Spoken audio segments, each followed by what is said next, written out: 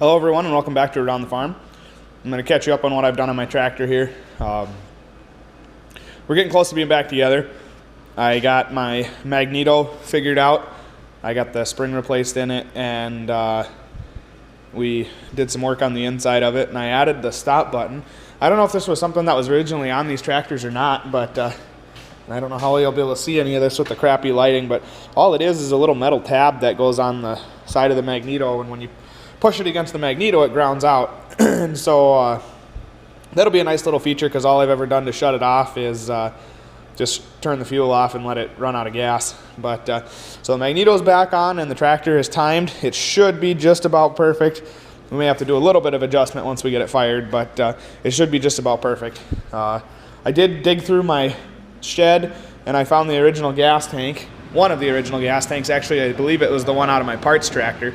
But the hood that was on that tractor, a lot of people that had these tractors, they had to replace the muffler, and they didn't want to go through the work of taking the whole hood off, or the stupid Phillips head screws that they used were rounded off, or something, you know. For some reason they didn't want to take the hood off. So what a lot of guys did was they cut a square right there. And so many people did it that they actually sell repair panels for that you can get, and you take it to a body shop and they weld it in and make it look all nice. But anyway, so that hood is not in the greatest shape, and so I'm not too worried about it. But this much of it right there is frozen in the ground right now. So once the ground thaws enough for me to get that out, I'll pull it out and I'll bring it in and take a look at that fuel tank. And if the fuel tank doesn't have rust holes in it or anything like that, if it seems to be in all right shape, I'm going to go ahead and start cleaning it out, because I'd really like to get an original fuel tank back in this thing, because this plastic tank that I have in here is like a 1-gallon tank, and it runs for like 10 minutes and then it's out of gas. It's not quite that bad, but it seems like it. I also have the tank that was originally from this tractor somewhere. I think it's in a different shed, but if I can track that down, I'll look at that one too, and I'll just kind of pick the best of the two of them. I'd really like to avoid buying a new one, because they're like $200-300, and I just don't want to spend that kind of money on a gas tank right now. So we'll see what I can do. I do have the sealant and stuff like that I bought when I originally started working on this tractor, which was about 4 or 5 years ago. So I'm hoping that that's still good, but I doubt it. So we'll see what happens when it gets to that point, because that was about $80 worth of sealant. But let's see, what else did I do? I changed the spark plugs. Probably didn't need to, but for a couple bucks, it's been sitting for a long time. So put some new spark plugs in it. And then the fuel line was starting to dry rot a little bit. And so I got new fuel line and a new fuel filter. And like I said, you know, this could all change when if I get one of those gas tanks going. But I opened up the carburetor just to see how things were looking. And the strainer in here was pretty junk. And so I just took it out. I really don't need the strainer in there if I've got this fuel filter here.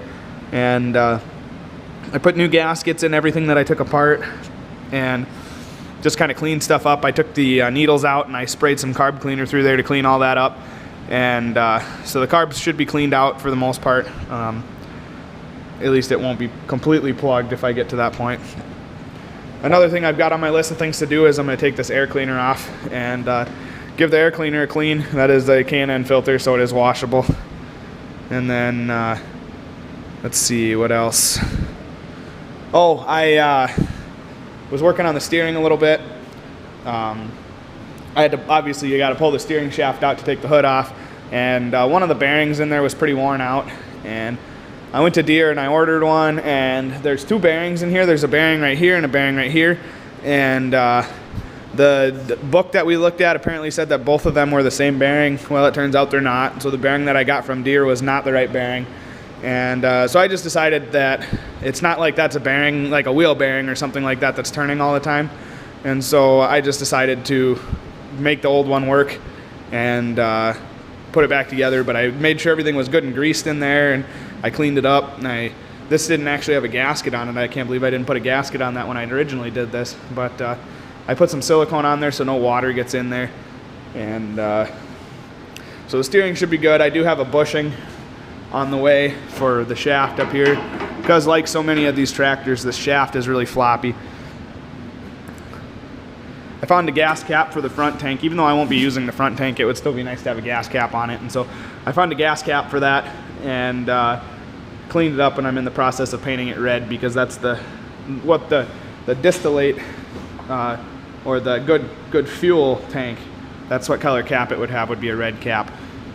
And these tractors, they were actually designed because back then gasoline wasn't what it is now, you know.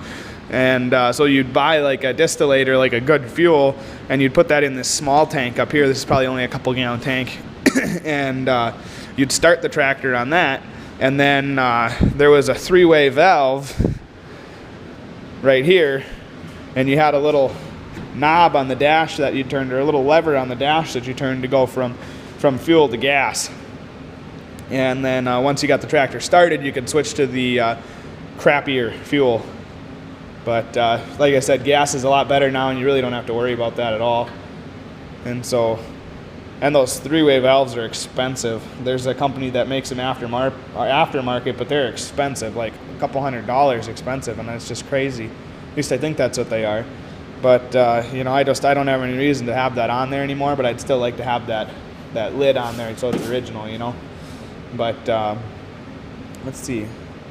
It's about all I can think of. I did take some diesel fuel and dump diesel fuel in the crankcase, and that did a wonder on the sludge that was built up in there. And so I drained that back out, and right now I've just kind of got it set, and I'm going to let it dry overnight so that diesel fuel hopefully evaporates out of there.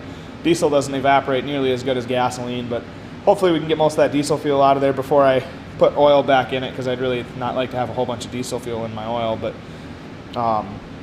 so tomorrow we'll put the oil filter in and get that all sealed up, and then we'll probably fill her up with oil. I do have to get some coolant. That was one thing I forgot to get, was coolant. I do have one jug, I think, of, I don't know if it's concentrate, or I thought I had a jug, maybe I don't. So we'll have to pick some of that up. Oh yeah, there's a jug up here. Yeah, there is one jug of 50/50, and so that's not going to go very far. I forget how much this thing holds, but it's probably 2 or 3 gallons. And so we'll get some antifreeze picked up, and yeah, then we should be ready to rock and roll. We should be ready to fire the thing. You know, the spark is good and solid now, where before it was a problem. And hopefully this fixes our oil pressure problem. And I've got a stainless steel line that I'm going to use for the gauge now instead of that copper stuff that I was using before. So we'll get that hooked up, and I'm just going to do a few other maintenance things. I'm going to make sure the tires have the proper inflation and that kind of stuff, and grease anything that needs to be greased, and yeah, then we'll be ready to rock, and hopefully this thing will run, and then I can get it someplace and get it cleaned up. And I don't plan on making it look beautiful by any means. I'm not going to repaint the whole thing, but if there's some really bad spots on it, I may touch it up a little bit. Hopefully I can touch it up without it looking real obvious, you know. Hopefully the paint hasn't faded or anything since I did it originally. And if I can touch it up a little bit, and then it'll look a little nicer for the wetting stuff, and hopefully it runs good for that, and it starts good. And now that the magneto is back together the way it should be, it should start good. But we'll get a video of it once we get it running, and I just, I won't be doing anything more probably than what I just told you guys, and so there's really no point in me making another video working on it. But once it gets running, we'll take a video of that, and I'll share that with you guys. But thanks for watching. Please rate, comment, and subscribe, and check back for more. Well, guys, nothing can ever be easy, and that seems to be the story of my life. But I was getting the tractor put back together here, and I went to hook the water temp gauge line up. This little piece of crap brass fitting thing here that goes into an even piece of crappier bung on the water pipe, and that is stuck in there solid. I suppose I could probably put some heat on it with the torch and get that out of there if I had to, but the threads don't look terrible on that. I think I just got this part of it cross-threaded a little bit, and so the water gauge is shot, because you can't just replace that. And so thanks to the beauty of smartphones, I've already got another one ordered, and hopefully it don't take too long to get here. But believe it or not, it's cheaper to buy just the whole set of gauges, which is, I think it's just stupid, but hopefully they're decent gauges, because I bought a whole set of them for $25 or something like that. But it comes with the oil pressure, water temp, and ammeter, voltmeter, whatever it would be. And the only one I need is the oil pressure one, so I'll probably try and dump the water temp ones, and so I'll probably try and dump the other ones. I'll put them back up on eBay or whatever and sell them cheap. Maybe I'll even be able to make my money back. But anyways, so yeah, I'm still gonna try and fire it tomorrow, I guess. And what I'll do is I'll just fill it up with water until it hits, you know, whatever it takes. I don't want water coming out of the plug there, but I want water in the engine block when I try and fire it, so that it don't, you know, get too hot. But yeah, just stupid stuff. That's the way it goes though. But anyways, we'll see you on the next video.